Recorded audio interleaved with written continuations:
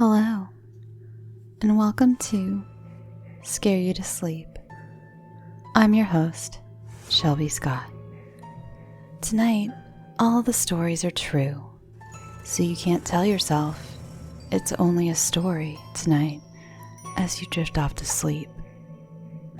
This week, we're sponsored by Care Of. Please remember to use my code whenever you visit any of our sponsors. It really helps keep them wanting to come back. I have a couple of little things to go over before we start tonight's episode. First up, I will be doing my first live stream on October 10th at 9 p.m. Eastern Standard Time. In order to view the stream, you need to join the Facebook page called Last Profiler on the Left. It's run by Whitney Kurtz Ogilvie, who is a friend and author of all three tales in the episode titled Patient Care. And again, that is Wednesday, October 10th at 9 p.m. Eastern Standard Time.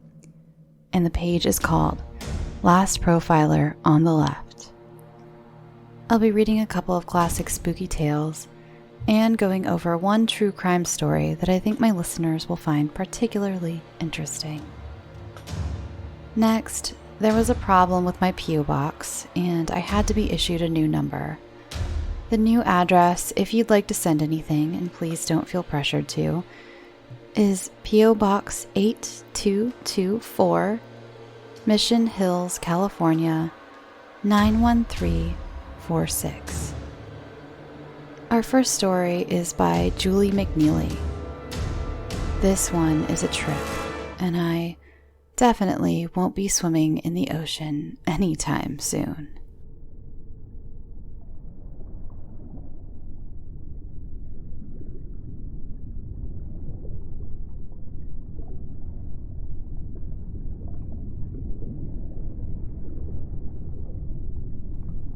I have Thalassophobia. This is defined as an intense and persistent fear of the sea or of sea travel. It can also include fear of being in large bodies of water, fear of vast emptiness of the sea, of sea waves, and fear of distance from land.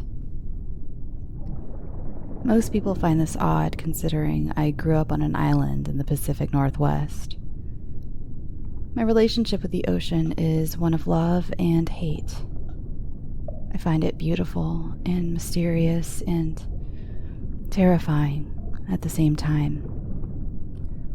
I can ride a ferry or a boat like riding in a car, and I can even swim in the shallows. It's what's beyond there that scares me. This experience is what I feel is responsible for my fear. I was 10. My grandparents lived right on the beach where the ferry docks. When I say right on the beach, I mean there was only a 20-foot long yard and a stone bulkhead separating their house from the shore. I grew up digging for clams when the tide was low, building forts from driftwood, and swimming in the freezing cold waters of the Puget Sound. I had no fear of the sea. I guess it also helped my parents' home was also very close to the ocean. This particular morning, my grandfather had recruited me to help him repair one of the crab pots he had set the previous week. It was early, and there was a layer of fog covering the water.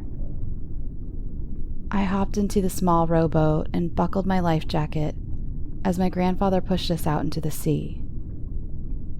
I let my fingers slide across the top of the water as we moved farther and farther out. The sea became darker and darker. Soon I could no longer see the bottom. We stopped at the bright orange and red buoys that marked our pots. While my grandpa pulled up the broken one, I stared over the side of our small boat. I could see a small school of fish swimming just below the surface. My grandpa asked me for some pliers. I reached down in the bag of tools in front of me and pulled out some pliers. As I handed them to my grandpa, I looked over the edge of the boat again. The school of fish had scattered quickly. I looked closer into the darkness and saw 2 eyes staring back at me. I knew what fish eyes looked like, and these were not the eyes of a fish. They looked human. They were large and wide. They were coming closer, rising from the depths of the water. They looked wild and horrible. I jerked back, which caused the boat to rock. My grandpa grabbed the back of my life jacket to stop me from falling back over the edge. "Whoa, kiddo. What's got you spooked?" I pointed into the water and just said, "Eyes." My grandpa looked at me quizzically and then peered over the side of the boat where I had been. Now, my grandpa was an Irish World War II vet, covered in tattoos and a former boxer. Not a lot rattled the guy. When he looked back at me, I saw the distress on his weathered face. Without a word, he threw the crab pot he had been working on back into the water. "Jules, don't look into the water, okay? And keep your hands in your lap." The tone of his voice was low and serious, but I could tell by the way he called me by my nickname that he was trying to keep me calm. I was the baby of the family, and my grandpa had always been fiercely protective of me. He rowed back to the shore faster than I thought a 76-year-old man could. Of course, my curiosity got the better of me, and I glanced into that dark water.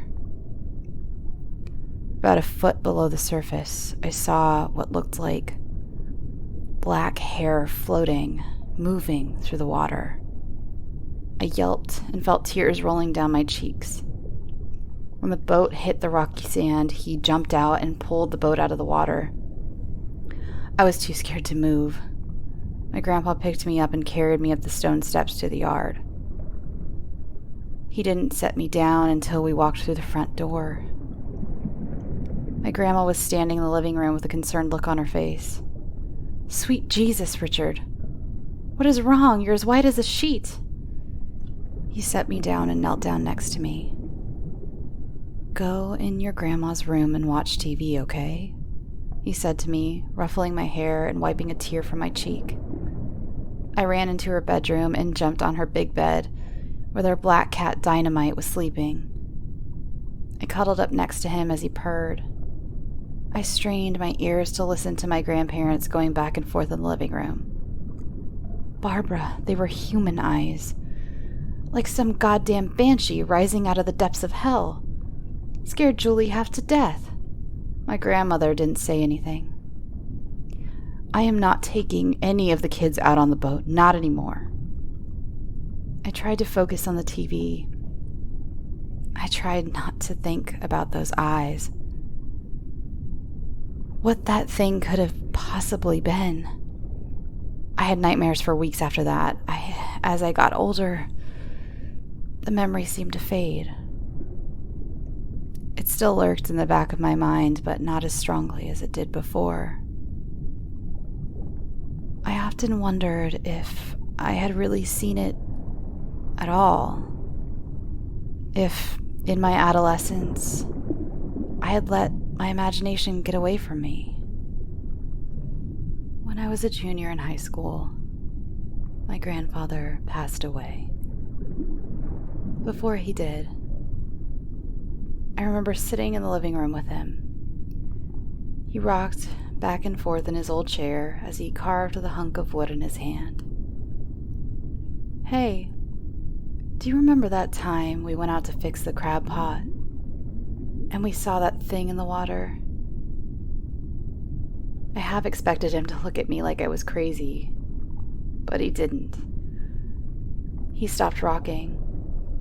He didn't look up from his carving, but I could see his facial expression change. "Yeah, but there was something I didn't tell you at the time, because you were too young and I didn't want to spook you any more than you already were. When I was pulling the boat in, I saw a head poking out of the water. Just the top. It was covered in black hair, and those eyes were staring right at me. That's why I picked you up out of the boat and carried you. I didn't want to chance that thing snatching you. I sat there in disbelief. Even at 83 and having survived 2 heart attacks and a stroke, this still shook him to the core. Not too long after this conversation, my grandpa passed away. And as I said in the beginning of the story, I have a love-hate relationship with the ocean.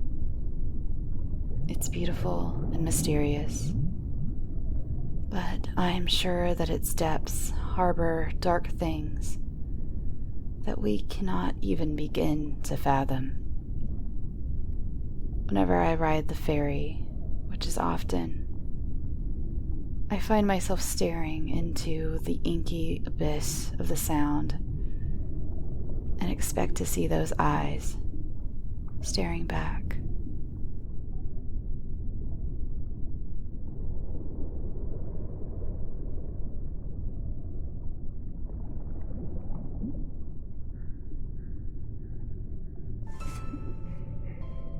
I hope you have something to warm you up. Grab a blanket and some hot chocolate because our next story from the now famous Chloe Gryphon Rush takes place on a snowy mountain in the middle of the woods.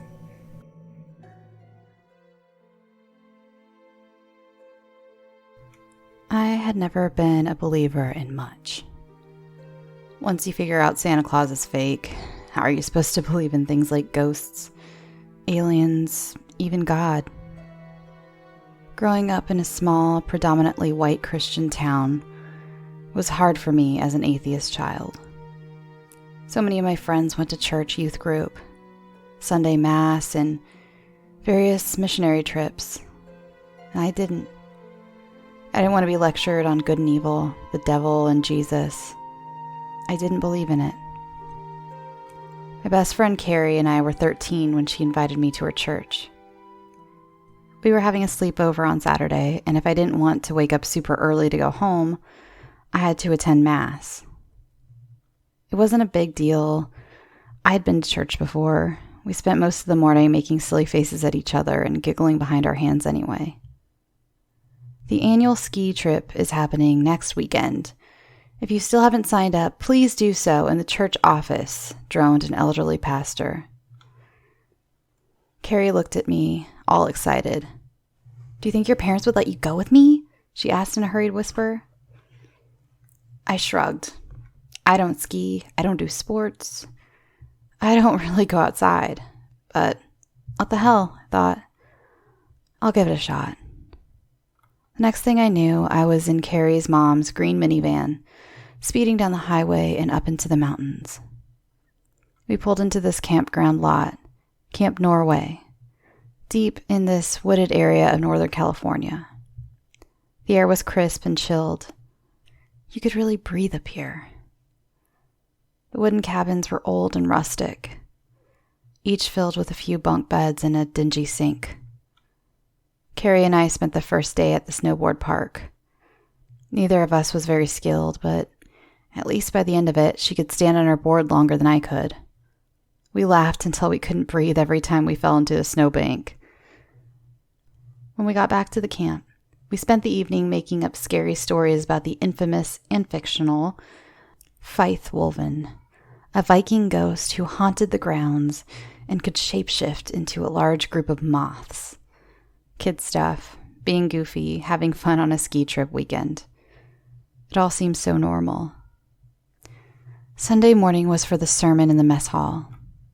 I wasn't looking forward to another hour of listening to someone go on and on about how non-believers go to hell. Carrie obviously felt the same way and suggested we go exploring.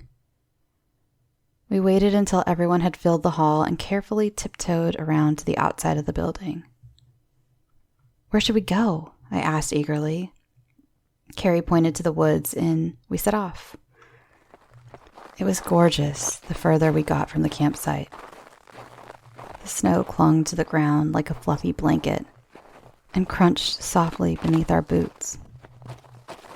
The trees were bare but clustered tightly together. In hindsight, it was incredibly stupid to wander into unknown territory without any way of knowing how we'd get back to the group.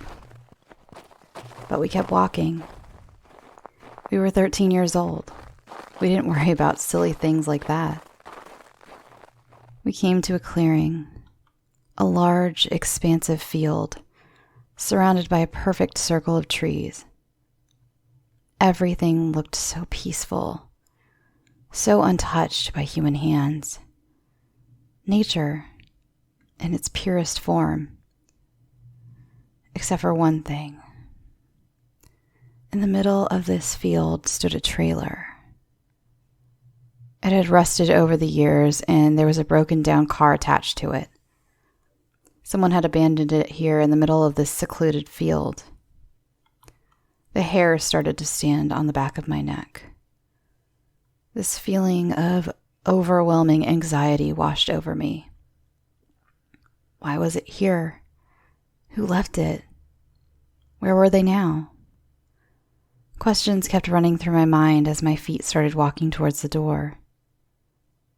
Carrie didn't seem too perturbed. She was always the brave one.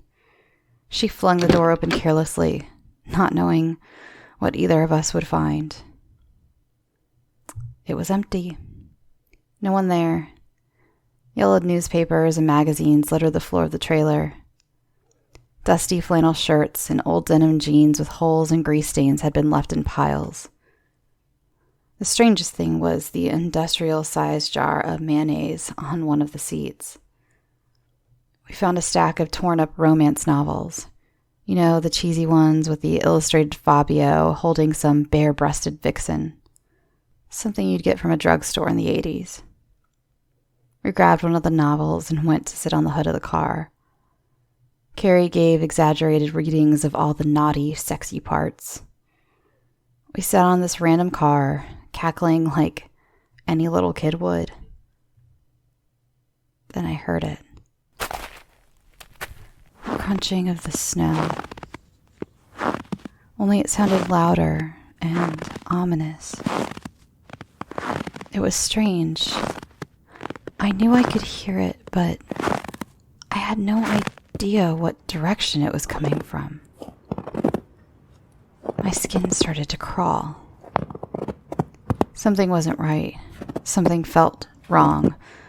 I could feel someone in the trees, but I couldn't see where they were coming from. Carrie seemed more anxious about getting back to camp before her mom realized we were missing. We didn't have cell phones or watches or even a map. No one knew we were out here. The idea filled me with cold dread. Carrie, let's get out of here. I think I hear something. I tried to keep my voice even, but the high pitch gave me away. You think old Boo Radley is going to come back for his trailer? She laughed heartily. The laughter stopped abruptly as we both heard a large stick snap. It was a sickly sound, like bones breaking. Only a pair of heavy, large boots could have made that sound. We hopped down from the car, leaving the dirty book behind on the hood. We took off for the way we came. It wasn't too hard since we could clearly see our footprints in the snow. And in an insane moment of panic, I looked at her and said, "The book! We should put it back inside!" "Are you kidding me? Why?" she shouted at my back as I turned to grab the novel and toss it into the open door of the trailer. When I shut it closed, that's when I noticed them. Large footprints leading up to the trailer, but coming from the other side.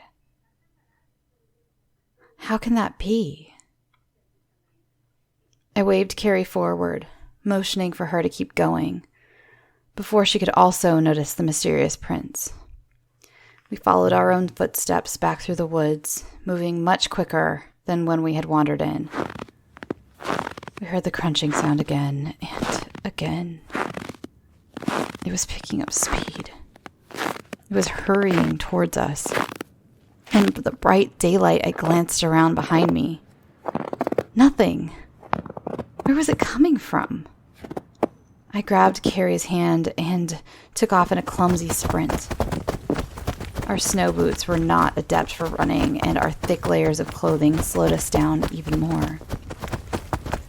I could feel sweat beading on my forehead. My breathing became ragged. The footsteps were gaining on us, yet I couldn't see anyone or anything capable of making such a sound. Fear was suffocating. But we kept on pushing our bodies forward, out through the beautiful and peaceful woods that had turned into a never-ending maze of panic. Finally, we saw the buildings of the camp. Relief crashed over me as we finally made it into the mess hall where the church attendees were pouring out into the entryway. Carrie's mother came to meet us, an annoyed look on her face. "You girls both missed the service," she said rather huffily. She was either completely ignoring the fact that we looked terrified and exhausted, or it just didn't show.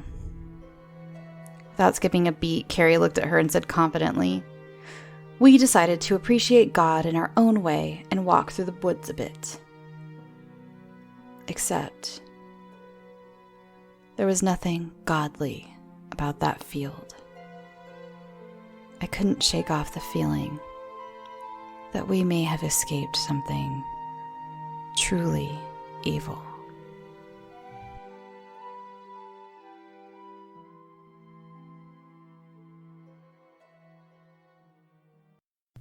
Hi guys, I'd like to take a break to talk about Care Of. Care Of is a monthly subscription vitamin service that delivers completely personalized vitamin and supplement packs right to your door. Care Of's fun online quiz asks you about your diet, health goals, and lifestyle choices and takes only 5 minutes to find out what vitamins and supplements you specifically need. The quiz really was fun and informative, and it asked questions about my health that I wouldn't have ever thought to address myself. A portion of every sale goes toward the Good Plus Foundation, which provides expectant mothers in need with valuable prenatal vitamins. And also, Care Of's delicious, nutrient-packed quick stick powders can be added to your monthly delivery for an extra easy boost whenever you need it. I am definitely a sufferer of the midday slump, and the quick stick powders are perfect for someone like me. Another thing that I was really happy to see on their website is they explain every supplement to you. They even tell you if there have been studies done on them, how many volunteers were in the study, was there a double-blind placebo, and for someone who's really skeptical like me, I really appreciate that. I need to know what I'm putting in my body at all times, and it gives you a thoroughly researched description of each ingredient. For 25% off your first month of personalized Care Of vitamins, visit takecareof.com and enter SLEEP. I know, it's an amazing deal, for real. For 25% off your first month of personalized Care Of vitamins, visit takecareof.com and enter SLEEP. You know you aren't getting enough vitamins, so check out Care Of today. Next up, Alex Villalta has graciously sent us some eerie things he encountered in the Air Force while in the jungles of Okinawa.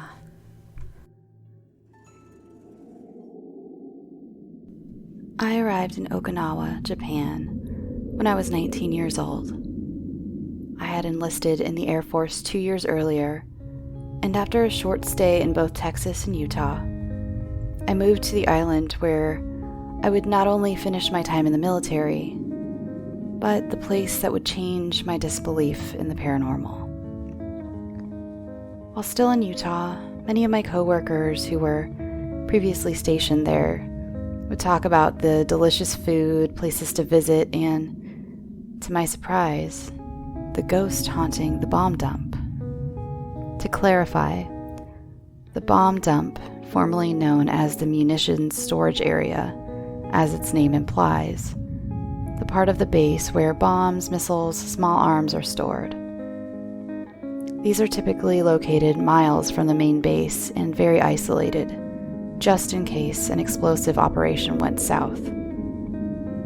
Our bomb dump was located in the jungle. It was riddled with snakes, mongoose, and humidity so thick that it would fog up your glasses as soon as you stepped outside. Apart from the wildlife and elements, there was also relics from the Battle of Okinawa, one of the worst battles from World War II. Along with the deaths of over 80,000 American and Japanese forces, there was an estimated 150,000 Okinawans who committed suicide. Many of the Okinawans considered the area where the bomb dump was located to be sacred. This may have been due to the number of shrines, bunkers, and even signs warning personnel that there were still unexploded ordnance from World War II in the adjacent jungle. As I got settled in and became familiar with the labyrinth of building within this area, I began exploring some of the locations which made this part of the base so unique.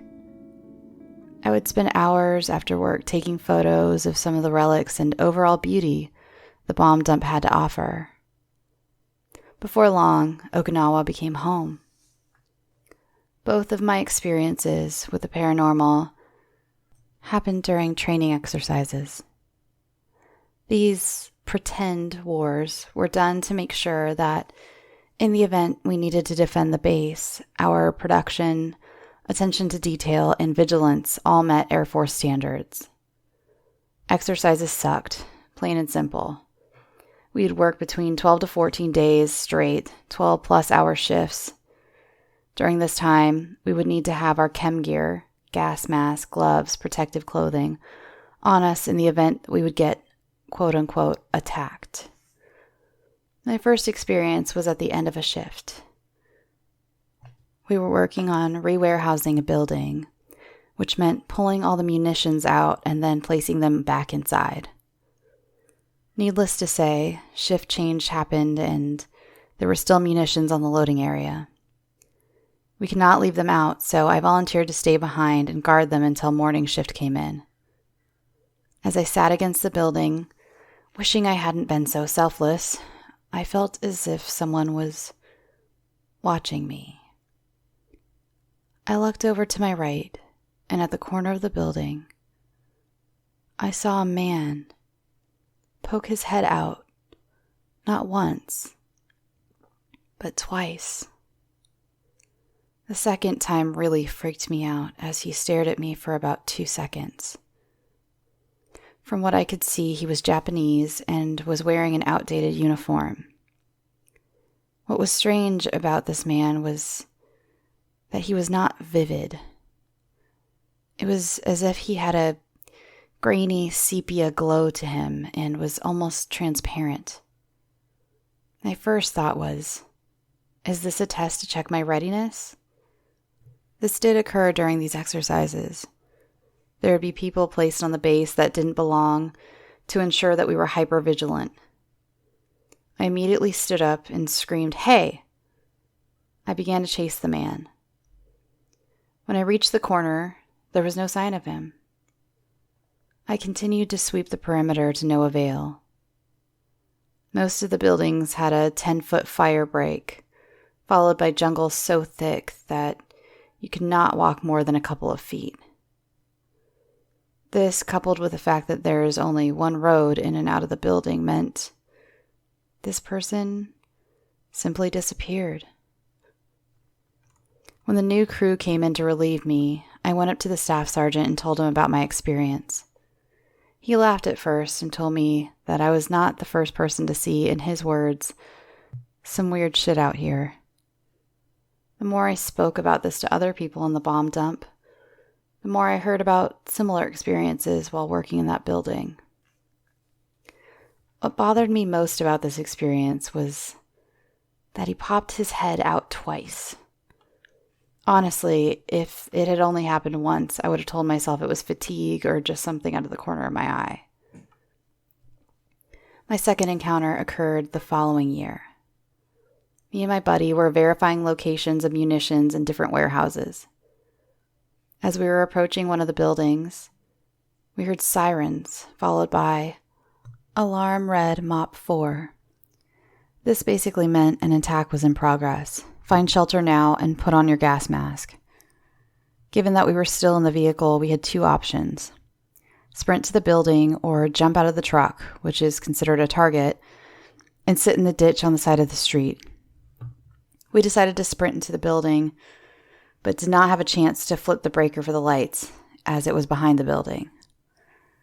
So, we were in this dark building, waiting to hear those magical words telling us the attack was over and we could breathe like humans again. As I laid on a pallet of bombs in this dark room, which is more comfortable than one would imagine, the only light coming into the warehouse was from the open door. That's when I heard,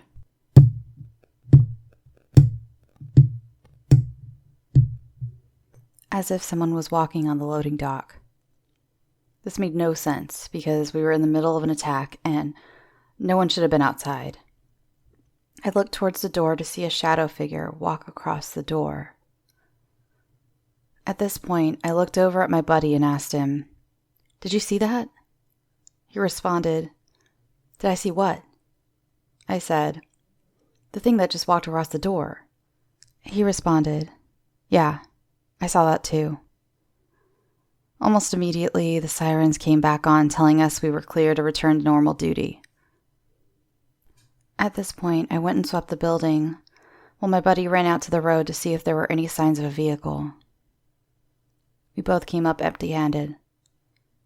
Again, this makes no sense, as there was nowhere for whatever was outside the warehouse to go.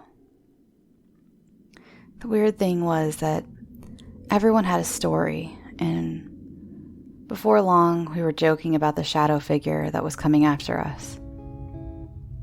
I think it's typical for service members to deal with difficult or frightening experiences with humor.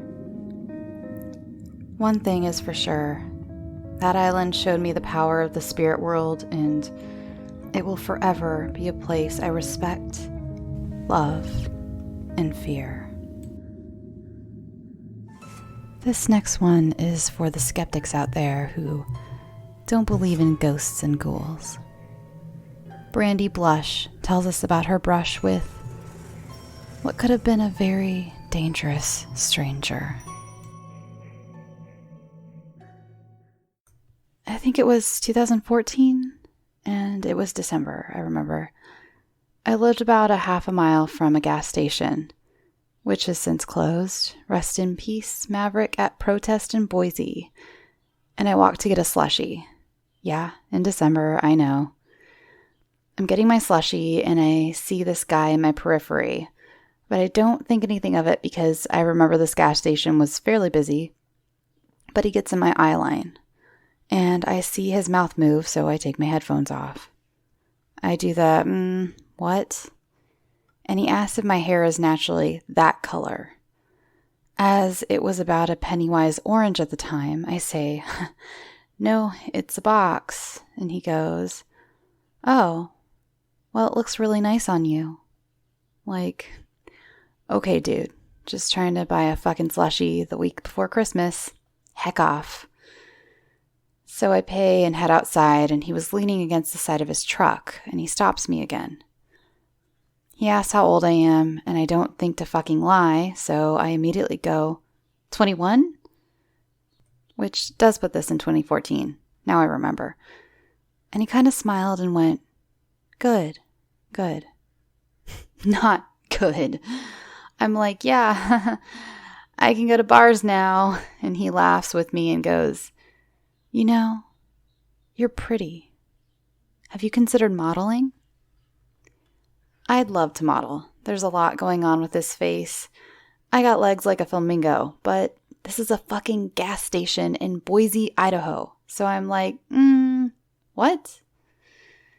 He introduces himself as Anthony. "Hi, Anthony. I'm Brandy." He's from California. I know this because he says it about 30 fucking times over the next 7 minutes. And he's a photographer, always looking for new models. Like, all right, dude, just tell me you need $2,000 from me and you'll make me a star or some bullshit. Instead, he says, he's not like other photographers, where he doesn't work with agencies. What he does, he explains, is he keeps his own girls. He takes lots of pictures of his girls, dozens of photos, and he shows them to his clients. I'll never forget. He goes, and then I let these guys bid on my girls, okay? He keeps telling me he'll take me to California and let his clients bid on me. Meanwhile, I'm having fucking flashbacks to Taken at this point, and finally he winks at me and goes, "Come on, Brandy. Don't you want to get out of Boise? See some of that California sun?" I politely say, "No, thank you." And he starts to talk again, and I just go, "No, thank you," as I head out of the parking lot. I ran home. Our next story is by Kayla Vanden Bosch, and it's about my favorite paranormal oddity, and that is time slips. I can't get enough of them. They give me the ultimate chills. Next to scary stories about space, that is. Here it is.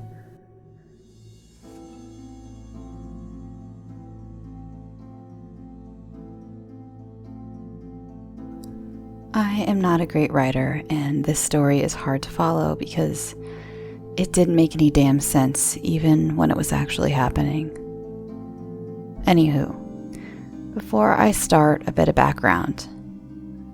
At the time of the weirdness, I was with another person who remembers things the same way I do, and doesn't really want to talk publicly. We were both about 16. We were sober. The area we were in was familiar to both of us, and nothing like this has ever happened before or since. I've had lots of other weird encounters that I don't think are related, but she hasn't. Both of us grew up to lead pretty normal adult lives. She still goes to this area very regularly, and nothing like this ever happened again. Here goes. If you have any questions, ask away. I have lots too, to be honest. Neither of us get lost or turned around easily. Actually, I'm a whiz at corn mazes. So Cherie and I were going to pick up Cherie's boyfriend Brad one night. It was spring or summer, and it was after dark already. The weather was nice, but there was some low-lying fog. I'm not super clear on all the details because it was a very long time since I was 16. The road he lived on was right outside of Tawfield, Alberta. They had been dating a few months by this time, and we were all from around there and knew him and the area pretty well. The road was a mostly straight rural road with a few trees. You could see a few houses and barns, but most driveways were marked by signs with the family's last names on them or the farm's company name. To get to this road, you turned off the highway onto a gravel range road that's marked by a number. If you drove too far, you would end up connecting to another highway. So if we drove straight past his house, we'd end up on a different highway. The entire road would probably take an hour to drive if you just drove straight. I'm not sure exactly when we started to notice that things were wrong, but it wasn't long. Usually once you turned onto the gravel, Brad's place was about 15 minutes up the road. We had been going much longer than that before either of us spoke up. Neither of us spoke much at all. Cherie and I had been through a few hairy situations, and we were both pretty good at keeping the other calm. Things got heavy when she asked if she should turn around. I said no, because if we kept going straight, we'd eventually have to hit either highway. We never did stop the car or turn it around. We only drove straight. The main reason we were both losing our shit was because all the houses and landmarks on this very familiar road were all appearing in the wrong order, and sometimes we were seeing them repeating again and again, almost like the Bugs Bunny background. It was about 3 hours before we hit the same highway we had originally come from. So somehow, we had ended up facing the wrong direction without ever turning around. We never did see Brad's house, but all the other neighbors with their last names on the signs and familiar old barns were there. Now that I've been listening to some of the missing 411 cases, I'm wondering if there's some kind of connection there. Cherie ended up marrying Brad. She goes out to his farm all the time, and nothing like that has ever happened since. His property is super haunted, but it doesn't usually make itself disappear.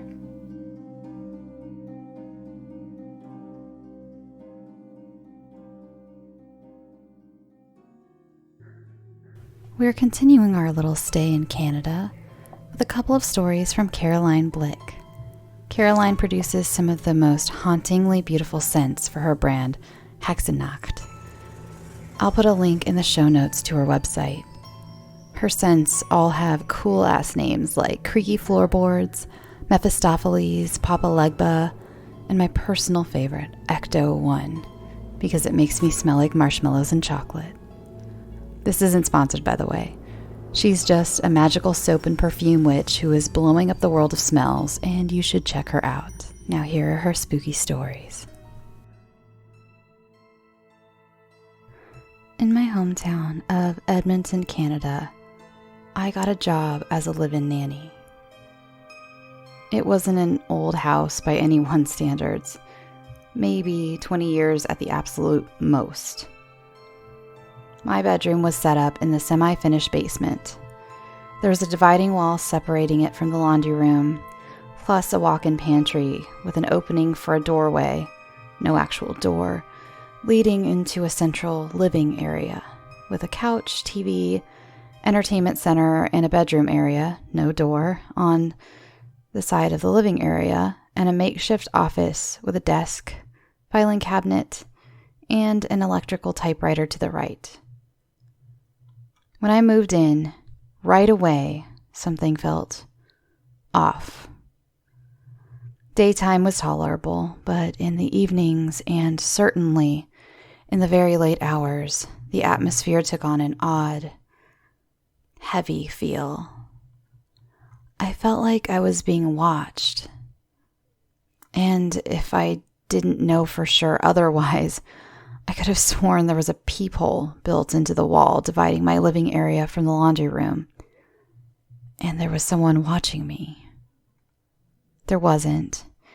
I would have heard someone coming down the stairs. And because there was no actual door dividing my area from the laundry area, I could see for myself that no one was there. It just felt like it. Constantly. As time progressed, I started noticing movement in my peripheral vision. Upright, human-shaped, and adult-sized. Not just one or two, but several. As though they were milling about, like people at a busy intersection. While I could see nothing when I looked straight on, it was extremely clear in my peripheral vision, like flipping a switch. The heaviness would come and go, increasing and decreasing over time, although I don't recall if there was any consistency or pattern to it. At the time, I never thought to track it. During the heavier times, there was a constant feeling of apprehension, like being stalked. Appliances malfunctioned frequently. The electrical typewriter in the makeshift office area to the right of my living space would turn itself on with the familiar sound. I got up to turn the typewriter off, and shortly after sitting back down, it turned itself back on. By this time, I was afraid that it would start typing, so I panicked and unplugged the damn thing. There were several instances of other appliances upstairs turning themselves on. The electric razor in the bathroom was left plugged in, but housed in the bathroom cupboard. That would turn itself on and off intermittently when I was in the upstairs shower. At first I thought it was the buzzing from a bee or wasp, and whenever I would poke my head out of the shower, it would stop and then turn itself on again after I started showering again. Other things would happen. Pictures on the wall would constantly go off kilter. The kitchen faucets would turn themselves on at full pressure. Milk would constantly go sour in the fridge a day after purchasing. Items would go missing only to sometimes turn back up exactly where they had originally been left. The doorbell would ring late at night and no one would be at the door.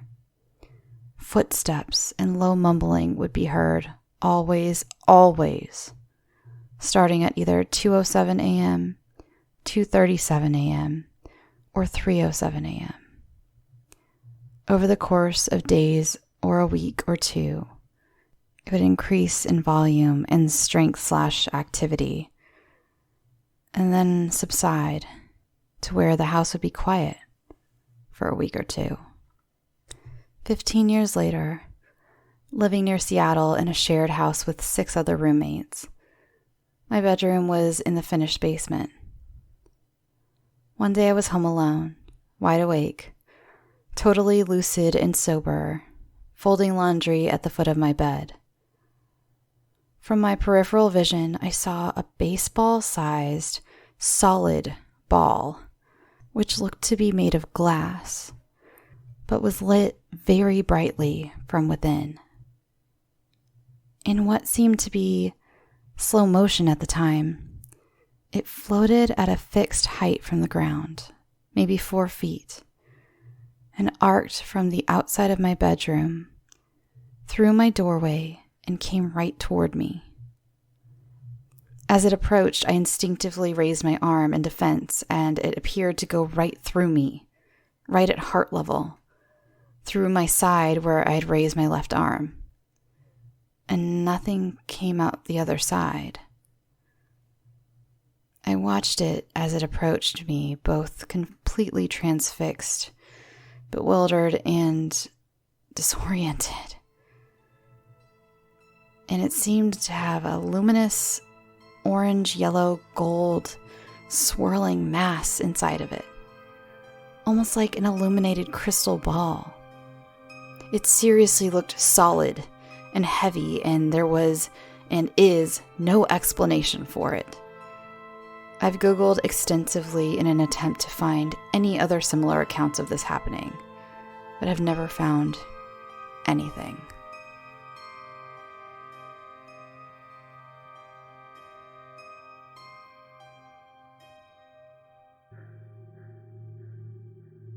The most common type of paranormal activity is simply a feeling that something is near you, something you can't see or touch, but your body lights up with a sort of animal instinct. This story from Jeremy Shaffer is the definition of that feeling.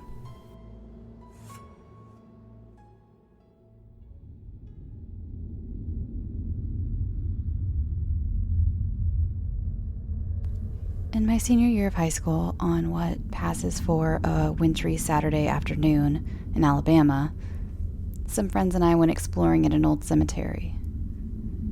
It wasn't big, maybe 60 or so yards across and situated in a clearing in the woods, just off a back road. Driving past, you probably wouldn't think the narrow path leading up to it was anything other than a service road to some utility station. We certainly didn't when we pulled off onto it one night a week earlier to check the tire on a friend's car and made this happy, if creepy, discovery. At the front of the graveyard, the path split and formed a circle near the edge of the woods and encompassed the cemetery. Right up front was a small mausoleum, empty save for some leaves and twigs, with a slight lean and no door.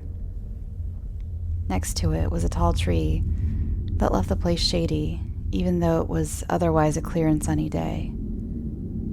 The graves themselves were sort of crammed in together and had no discernible pattern to their layout. Most had tiny markers. Some even looked to be homemade, with streaked colors that might have been painted on writing but was illegible by then, though a handful had rather ornate headstones. One or two plots were covered with elaborate slabs, and a few had simple borders fashioned from bricks outlining the grave. None of the readable markers had dates past the 1920s.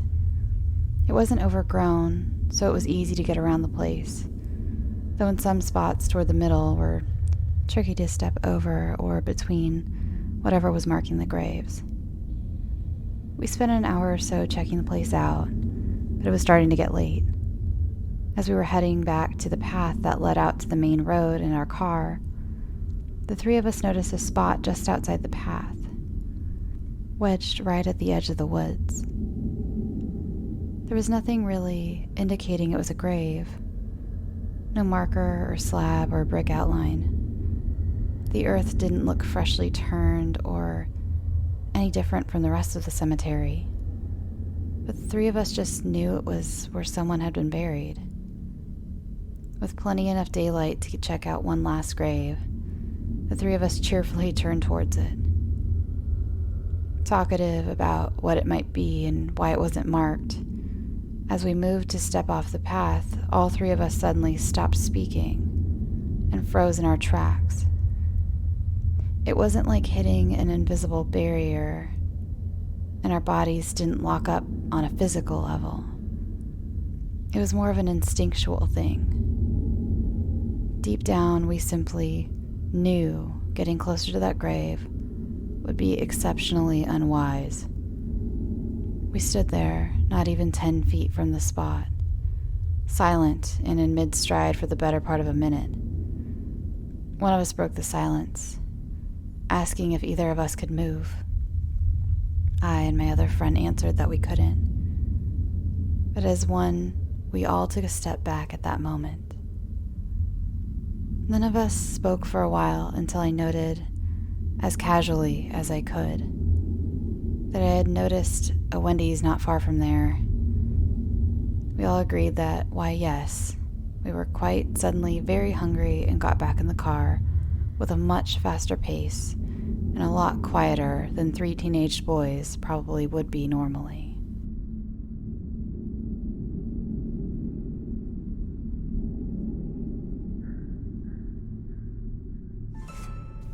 Let's end the night with something extra freaky. Ever heard of black-eyed children?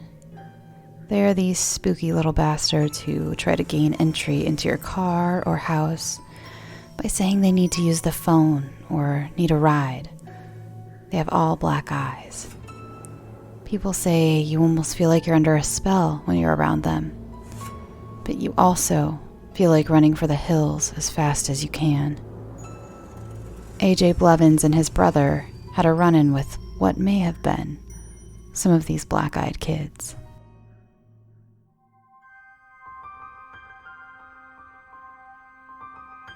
It was 2004, Thanksgiving break.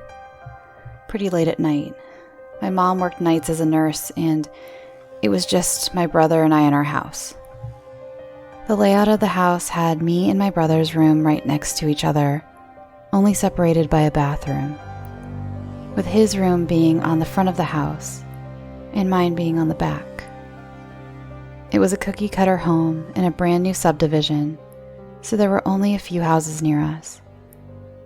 So, to get to the point, we were close enough that if something was going on in his room, With both of our doors open, I could easily hear it. So we're playing World of Warcraft full tilt when all of a sudden we hear someone knocking on my brother's window in the front of the house. It sounded like several kids knocking. There were a lot of kids around the same age as my brother in the neighborhood who often came over, so them doing something like this would not be out of the ordinary.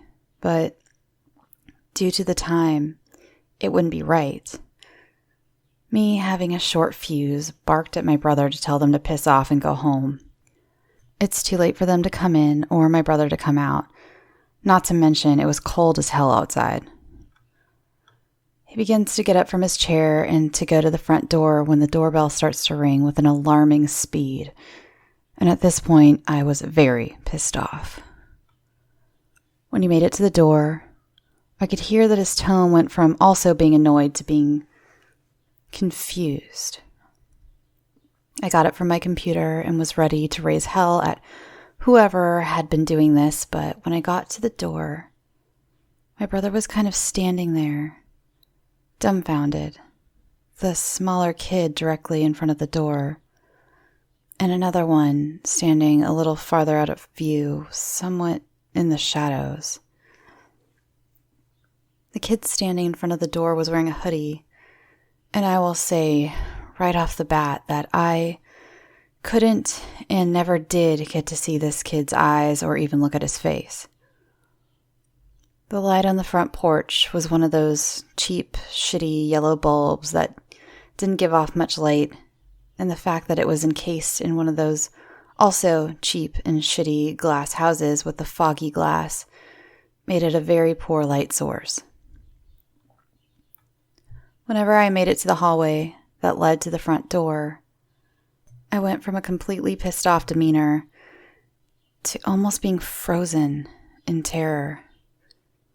I can't even say what it was about these kids that made me feel this way, but as soon as I saw them, I could just feel it in my damn bones that something about this was wrong. Really wrong. I had never felt that way in my life, and I didn't know how to deal with it. I was just paralyzed with fear. I can't stress enough how quickly this all went through my head, and this was just at the sight of them. Nobody had even had any time to say anything, as I had just rounded the corner to the hallway, and it just happened. My brother had the door open and kind of slinked off to the side so that I could walk up.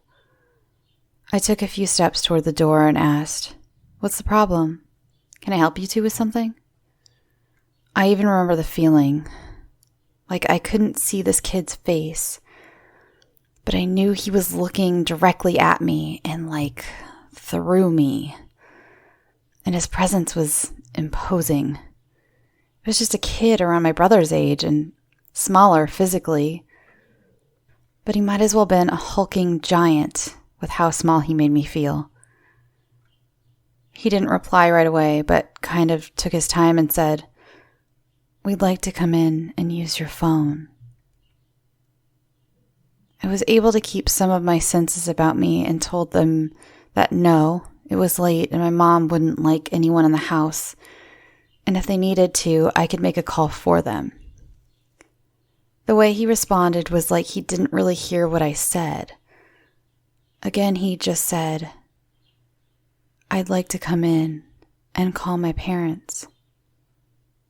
Again, I said no. Nobody was coming into the house. The kid that was out of view seemed finicky. He just seemed kind of high-strung.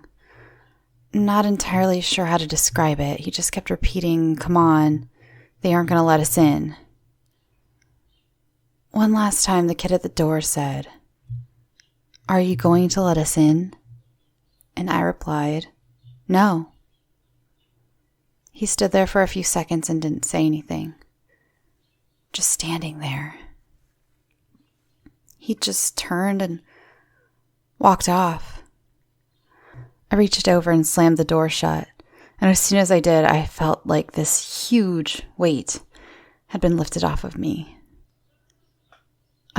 Immediately, I locked the door, and my brother and I ran into his room to shut the light off to look out the window. And they were just gone. This made me panic as I thought to myself, oh shit, they might be trying to get into the backyard. I was so scared that I got our shotgun out of the broom closet and very slowly made it to my back door so that I could see into the backyard. There was nothing. Just an empty backyard. Since I had gotten the gun, I felt safer. I guess it gave me the courage to walk out the front door with my brother behind me to see if I could see them making their way down the road, and again, just gone. I can still remember that night so vividly and how I felt. I had never, and have never to this day, felt the way I felt that night. And I have been in some very dangerous situations since then. I always wonder about what exactly would have happened had I let those kids come into our home. I hope you enjoyed this because me and my brother damn sure didn't.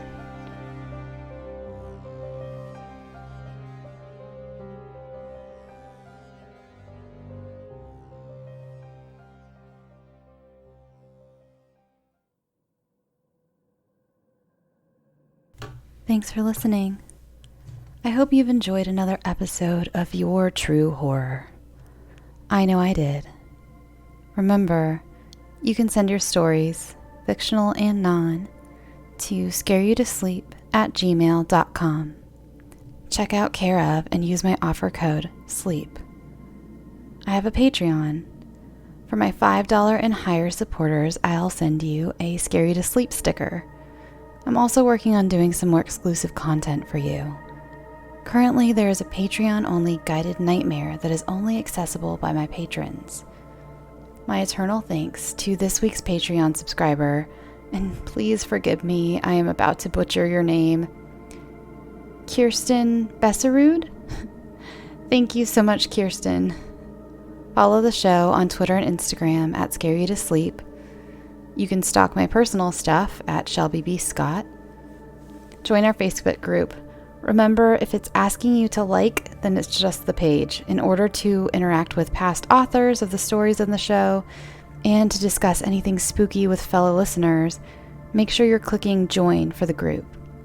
It'll ask you a couple questions just so Maddie and Rosemary know you're not a sex bot or a Bitcoin chiller. Join Last Profiler on the left to catch my live stream. If you can't make it on time, I believe Whitney keeps them up on the page so you can watch it later. All right, now, go get some sleep. Sweet dreams.